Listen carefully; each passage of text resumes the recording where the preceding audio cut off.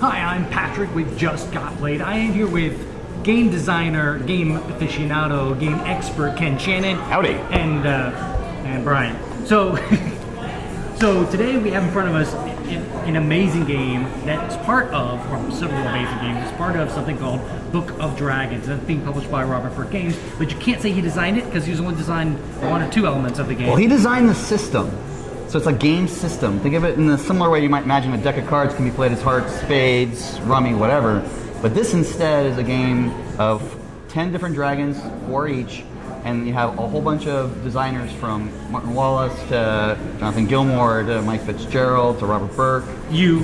Okay, me, right, Nate Bivens, Gil Hobo, a whole bunch of different people have designed games. You get all of them when you buy the book. So the individual games were designed by people. Robert came up with the concept and the system. Yeah, and he's using art from Draco Magi. He did, he is, yes. Some of the best pieces are beautiful. So, and we're going to have some clips of art that you're going to see at the end of the video. But the art is absolutely fantastic. If you've seen any of Draco Magi stuff, which is also done very, very well for Robert. Yes. In Kickstarter and outside of Kickstarter. So if you want to see more of that art, you can either see it in this video or you can check out more stuff from Draco Magi. But we've gotten to play several of the games, and I can't think of one thing I dislike out of any of the games that we got a chance to play. Some of them are a little more thinky than others, and you know I don't like to think, generally. but like the Penta game. Yeah, the Penta War game. There's a Penta War game where you place 5 cards out, and we've got how to play videos, and we've got live feeds on our Facebook page too for you to check these individual games out. But that one is a really deep, thinky game, Brian. Right? Would you say? Yeah, If you had to pick something you like the most about it, what do you like about the Penta game? That I won. That's weak. You're weak. That's what do you weak. like other than that? About the Penta game specifically, or about the Book of Dragons system? The Penta game specifically. I like that there was like almost a bunch of different levels in terms of you had the war. So, but you had to continually watch which dragons were involved in the war, and then in the end, I had kind of forgotten that until the last minute, and I was like, oh yeah, I have the most dragons on my flight wing that are inside the war, so I was able to win with that.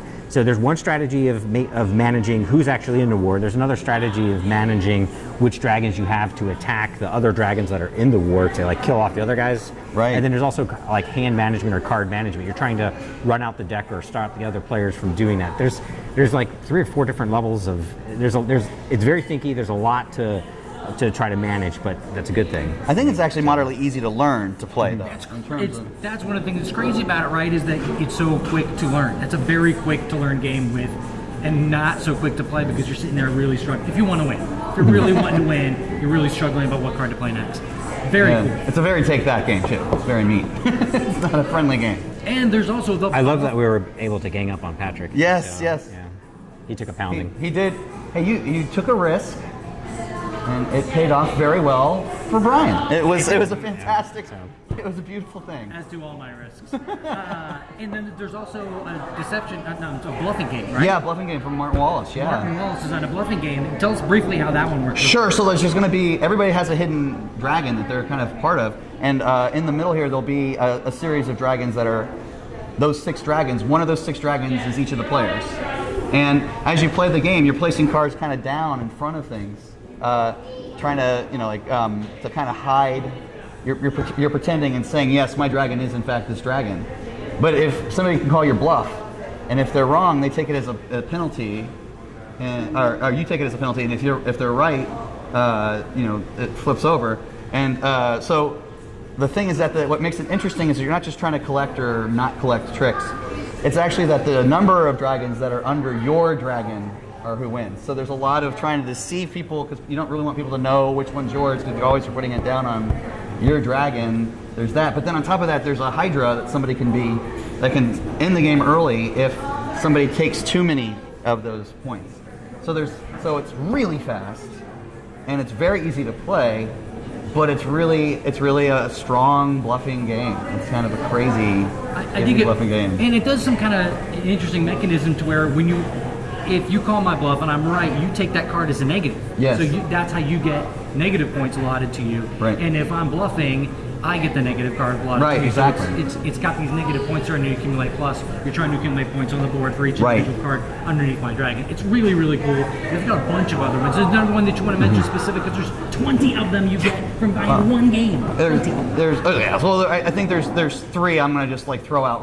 Actually, first of all, there's some co-op games. There's one game called Year of the Dragon that can be played within, you can set it up in about 10 seconds. And it's a solo game. So while you're waiting for your friends to play other versions of this game, you can just play it and try to get your best score. So there's that. That's a fantastic game. There's one by Mike Fitzgerald, which is a variant of his Mystery Rummy games, which is awesome. It's really well done. Nate Bivens made a classic trader game where people are trying to, like, they're going on missions and one of you's a trader, but people are trying to figure out, and it's really fast to play.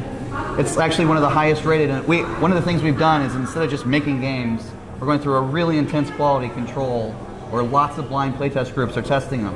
And so they have to get to a certain level before we're willing to let them get into the book. And that particular game by Nate's is one of the highest scoring ones. It's just so much fun. You can play with a lot of different people. So I think they're all amazing things. And there's a co-op game by Jonathan Gilmour that's interesting and has a different mechanic than you've seen. So there's lots of different. I mean, those are some that I just would bring up.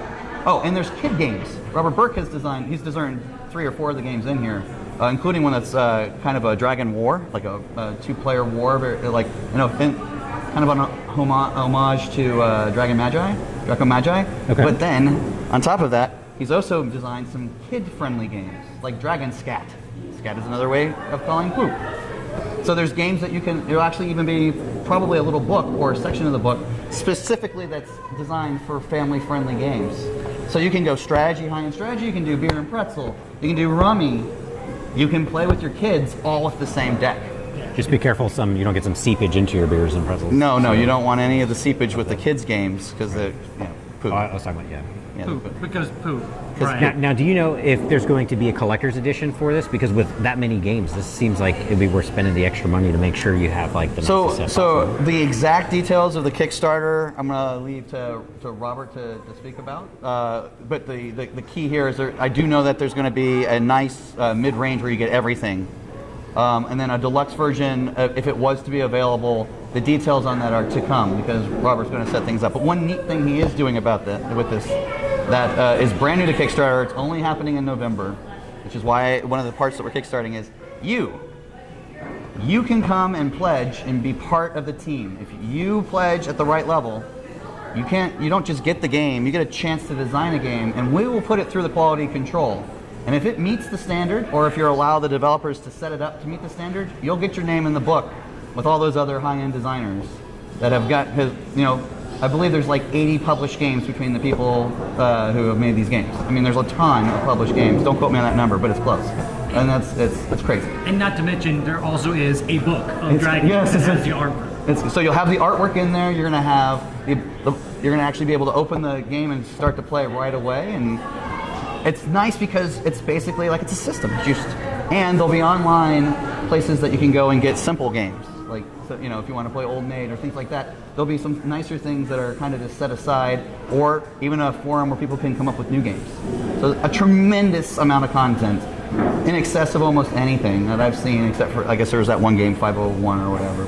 But this has got something that I haven't seen before. I think it's really neat. And only Rob Burks put something together like this. Yeah, It's beautiful. All these major designers want to chip in and make an incredible game. So I have to be honest, I've only played several of the games. I haven't played them all, so I can't tell you what I dislike or don't like about all of them, but I can tell you that I've already told you what I like about some of them. I can tell you that the games that I have played, I've not found one thing that I dislike. Really great designers all teaming up to make an incredible game.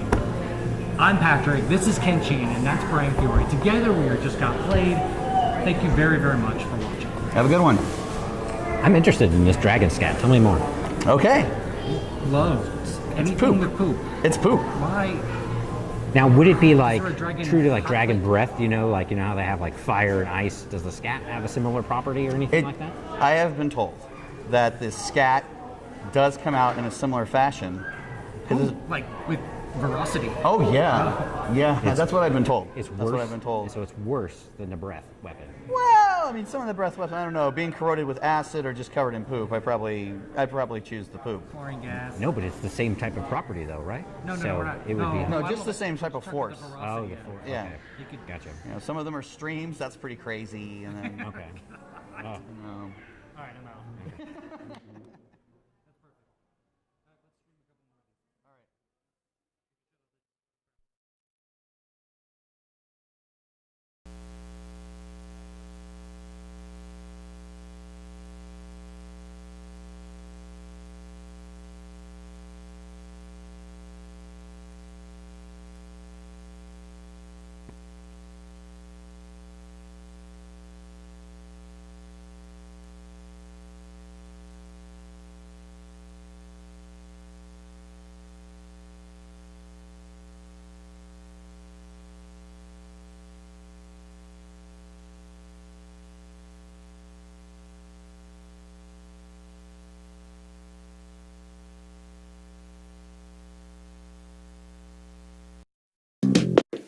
Yes! I like it.